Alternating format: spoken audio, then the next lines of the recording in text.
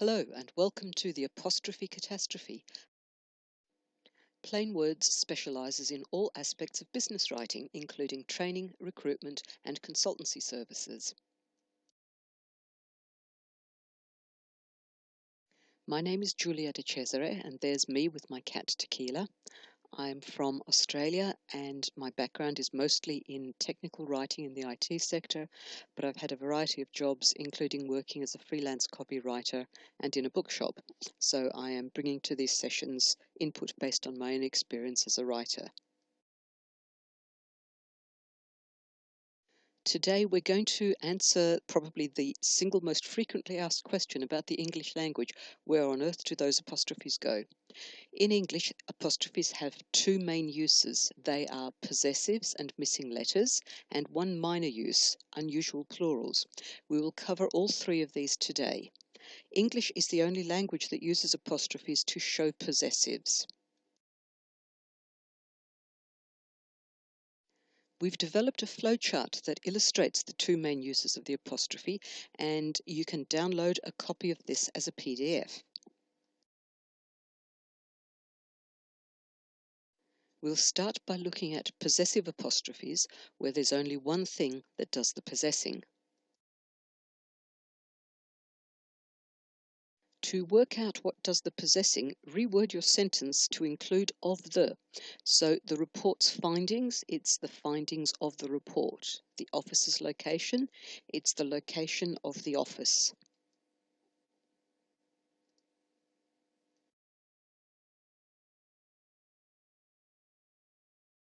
After that, it's easy. The apostrophe S goes after the thing that does the possessing. And this never changes, it's completely consistent, even if the thing or even the person who does the possessing ends with an S, such as his boss's sense of humour. Sometimes, though, you don't actually need to put the apostrophe in. Instead of saying the report's findings were leaked, you could say the report findings were leaked. They have changed their office location. The only time you can't do that is when the thing that does the possessing is a person. You couldn't really say he liked his boss' sense of humour. You still have to have the apostrophe S there.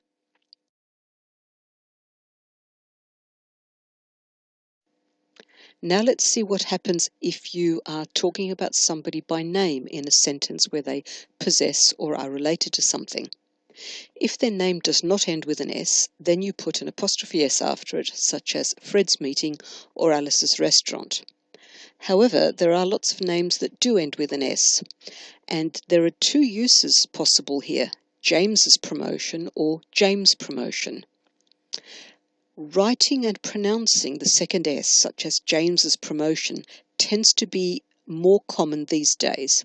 However, James' promotion, with just the apostrophe and no second S written or pronounced, is a historical use, and you may still see it for biblical, historical, or mythological uses such as Jesus or Isis.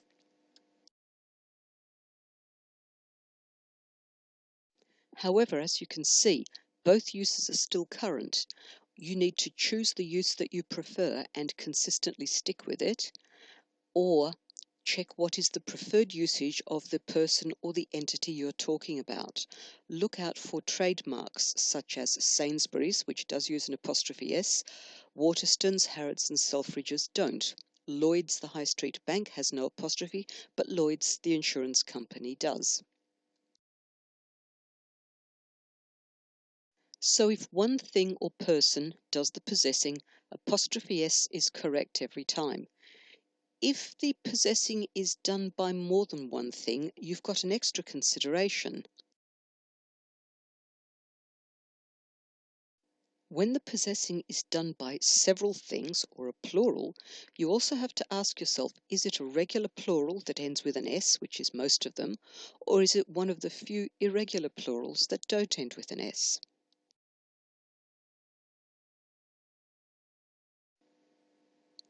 Let's look first at the majority of plurals in English that do end with an S. This is most but not all of them. If it's a plural ending with an S, you do not write or pronounce the second S. You just put an apostrophe after the plural S. Both computers' hard drives were wiped. We try to fulfill our manager's ambitions. If it's a plural that already ends with an S, which is the majority, you just put an apostrophe after that S and you do not write or pronounce the second S. So you can see some examples here.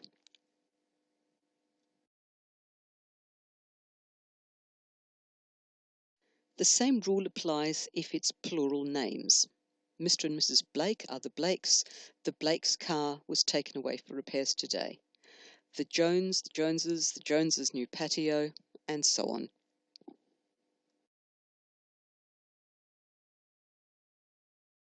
Now, there's a minority of plurals in English that do not end with an S. These are sometimes very common words like men, children, people.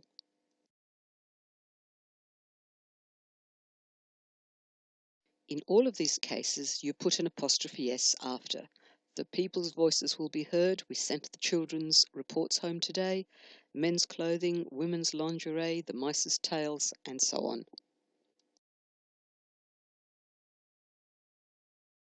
One of the most common mistakes people make is putting apostrophes after plurals. They seem to think, well, if a word's got an S on the end, there has to be an apostrophe there somewhere, and they can sometimes appear a little bit randomly. However, if it's just a plural and nothing actually belongs to it, you don't need an apostrophe.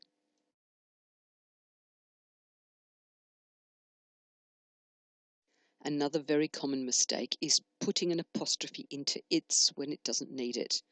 The word its can be used as a possessive adjective like his. There's no apostrophe in his. So if you're saying something belongs to something else, you don't have an apostrophe in its. Its with an apostrophe is short for it is or it has. So the easy way to work out if you need your apostrophe is just reread your sentence and say it is or it has. If it still makes sense, then you do need that apostrophe.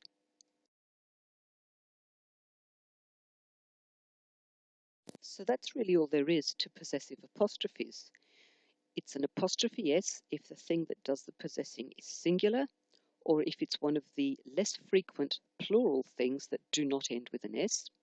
If it's a more frequent plural thing that does end with an S, then you just have an apostrophe after that final S and you do not write or pronounce the second S, unless you're Gollum and you say things like nasty hobbitses. Now, what about the other side of the flowchart, contractions? This just indicates that you have written something with some of the letters missed out, and the generally understood rule is that the apostrophe just goes where that letter's missed out. That's right some of the time, but not always, so you do need to be careful.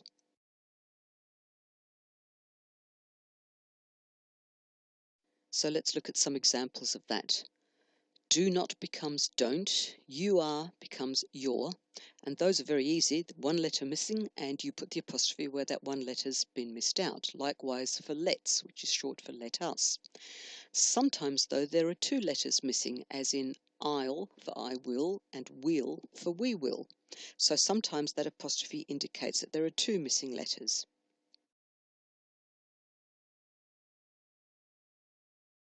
It can get more complicated once you have two or more missing letters, and you can't always logically predict, according to any rule of grammar, where that apostrophe is going to go. So the safest thing is only to use a contraction with an apostrophe for a missing letter if you're absolutely certain about it.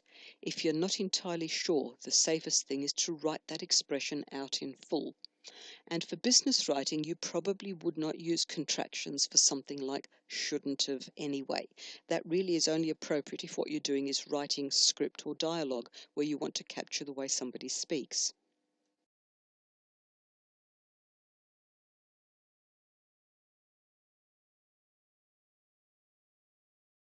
So there's the apostrophe flowchart, which covers the main uses of apostrophes, missing letters, which are called contractions, and possessives or relationships where one thing belongs to or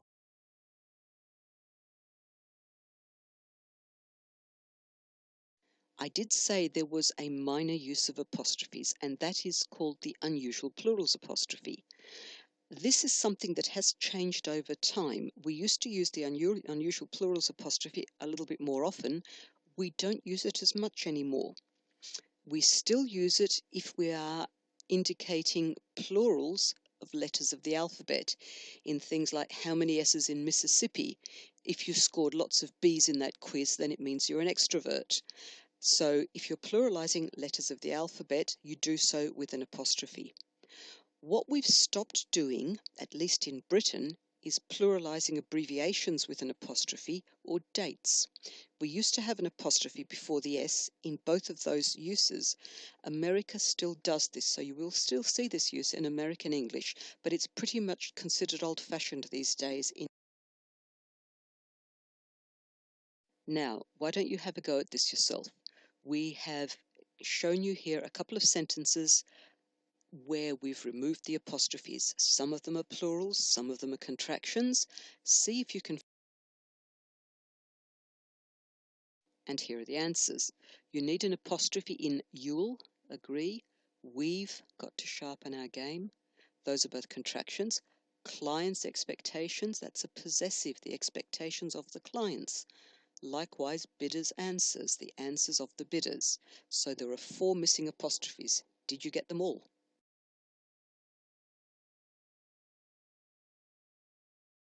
That was the Apostrophe Catastrophe, a sample of Plainwords self-study courses. We are developing a range of modular courses from 1 to 6 hours duration that will improve all aspects of your business writing. You can use them at a time that is convenient to you, stopping, pausing, or repeating at any point. And at the end of each module, you can check with a little quiz or test to see that you've understood the point before you move on to the next module.